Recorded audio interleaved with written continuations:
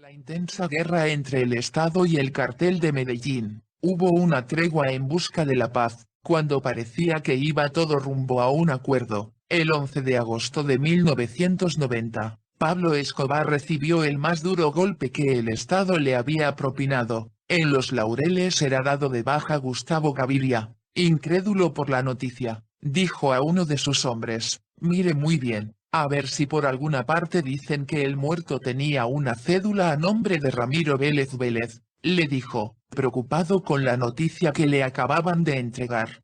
Un 10 de agosto de 1990, tras la muerte del teniente Juan Fernández en las calles de Copacabana, un pequeño municipio de 10 kilómetros al norte de Medellín, la policía montó un operativo en la zona del crimen. Retuvieron a 2 decenas de personas, entre ellas una mujer que entregó información sobre el paradero de uno de los grandes jefes en una casa del barrio Laureles, en la zona de la Alameda, en Medellín. Esa información se cruzó con otra que había llegado desde Cali a Bogotá, ubicando también el sitio como uno de los refugios de Escobar y de sus hombres más cercanos.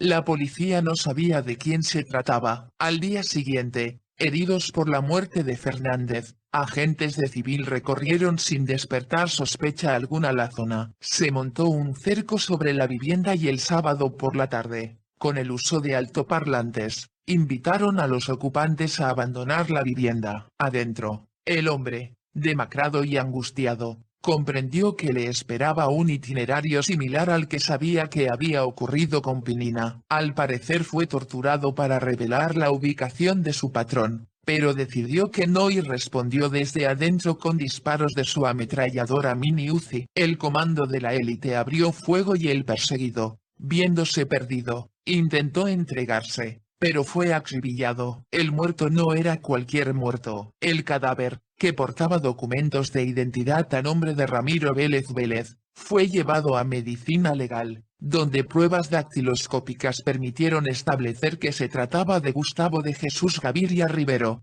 el primo y más antiguo socio de Pablo Escobar. Gaviria Rivero era conocido como el Águila en los círculos del cartel. El León, como figuraba en los organismos de seguridad, era considerado el segundo hombre más importante detrás de Pablo. Era el encargado de coordinar todo, solicitado en extradición por Estados Unidos, Francia y España. Junto a Escobar, formó la mayor organización conocida en Colombia y en el mundo como el Cartel de Medellín. Era el aliado más cercano al patrón. Ese era un golpe duro de asimilar. Se iba su primo, el condiscípulo del salón de clases, el compañero en las irrupciones clandestinas en el cementerio San Pedro, el socio en la aventura. Gustavo Gaviria Rivero fue hombre clave en el diseño de las rutas para el tráfico de coca y en el montaje de las redes internacionales, junto a los hermanos Gerardo, Francisco, William Moncada y Jorge Martínez Valdez. El hombre de la conexión cubana. Organizó las redes de tráficos en Europa, creó los lazos de las rutas en Panamá, México, Costa Rica, Curazao, Brasil, también en Ecuador, Perú y Bolivia. Armó las alianzas, para aumentar el demandante crecimiento del producto. Gustavo tenía cientos de propiedades, empresas en Colombia y distintas partes del mundo. Siempre se decía que su fortuna era ampliamente superior a la de Pablo Escobar. Le gustaba la buena vida, era un gran coleccionista de diamantes, piedras preciosas, carros, le encantaba viajar por el mundo, y la buena música, acompañado de una gran capacidad para resolver problemas. Fue el hombre con la idea de enterrar el dinero. Este fue el más duro revés para Escobar. Le habían tocado una fibra demasiado íntima. Al duro capo, le costó mantener la compostura. Le habían arrebatado a su entrañable amigo, inseparable, el único con las huevas suficientes para decirle no a Pablo. Este fue considerado el principio del fin para Pablo, porque Gustavo era el hombre clave con el dinero. El cartel negó la versión de la policía y aseguró que Gustavo de Jesús Gaviria había sido torturado y asesinado, sin posibilidad alguna de defenderse. Además, entre la gente de Escobar tenía más fuerza la versión de que a Gustavo de Jesús Gaviria lo habían ubicado mediante el rastreo de sus comunicaciones los hombres de Cali. quienes hicieron un preciso mapa de la zona donde se originaban los mensajes radiotelefónicos y lo entregaron a la policía. Entre los años 89 y 90 la guerra entre el Estado y el cártel de Medellín fue durísima, con muchas bajas de ambos lados, ante lo cual el cartel de Cali ganó terreno en Medellín. Los caleños pudieron meter en Medellín 2 antenas con las cuales podían dar con las comunicaciones. Colaron con la ayuda de su gran red de informantes, una oficina en la cual un hombre con el alias de Benito Bernardo, ingeniero electrónico de profesión, grababa todas las conversaciones del cartel de Medellín. Enterado Pablo Escobar hizo todo lo posible para localizar a este sin éxito. Alias Benito Bernardo fue el hombre clave que acompañaría más tarde al bloque de búsqueda. Benito es el hombre del cual Gilberto dice tener aún en su poder más de 500 conversaciones guardadas de Pablo Escobar y otros miembros del cartel. De Benito se sabe que aún hoy en día vive en la clandestinidad absoluta.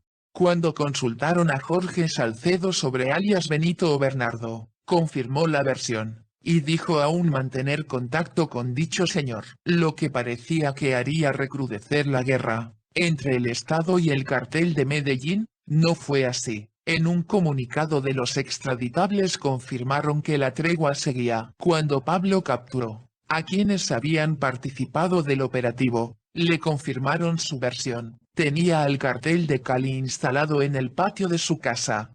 Antes de entregarse, en la catedral recibió otro duro golpe. Otro primo de Pablo y Gustavo fue dado de baja por el Estado. Se trataba de Luis Hernando Gaviria Gómez, alias Abraham, supuesto responsable militar del cartel de Medellín. Fue muerto en una localidad situada a 20 kilómetros de Medellín, informó la policía, que en una operación conjunta, realizada por la Policía de Antioquia e investigadores del Departamento Administrativo de Seguridad, DAS. El general Miguel Maza Márquez, jefe del DAS, afirmó que la muerte de Gaviria se había producido durante un tiroteo con las fuerzas de seguridad en la finca Manantial. Tras la muerte de Gustavo, el noticiero de televisión QAP divulgó 20 fotografías de varios dirigentes políticos, junto a Gustavo Gaviria y Pablo Escobar, lo que se conoció como el escándalo de las fotos.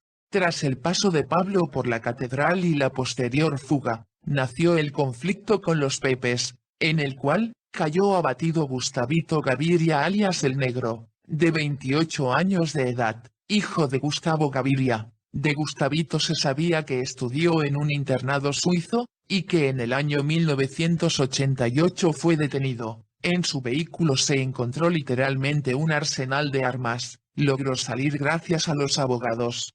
Murió el 2 de diciembre de 1993, 3 horas antes que Pablo, a mano de los Pepes. En el libro Mi confesión de Carlos Castaño, quien se adjudica su muerte, dice que Gustavito Gaviria ya era todo un capo, todo lo que le quedaba a Escobar. Siempre existió la versión que bajo tortura Gustavito delató donde estaba oculto Pablo Escobar, ya que por las triangulaciones se supo que se habían reunido. Esto nunca se confirmó.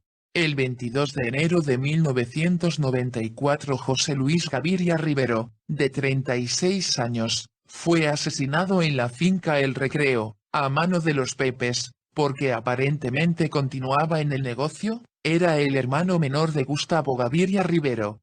A partir del año 2001 se empezaron a descubrir a través de la Fiscalía cuentas cifradas, en Medellín y varias partes del mundo a nombre de Gustavo Gaviria.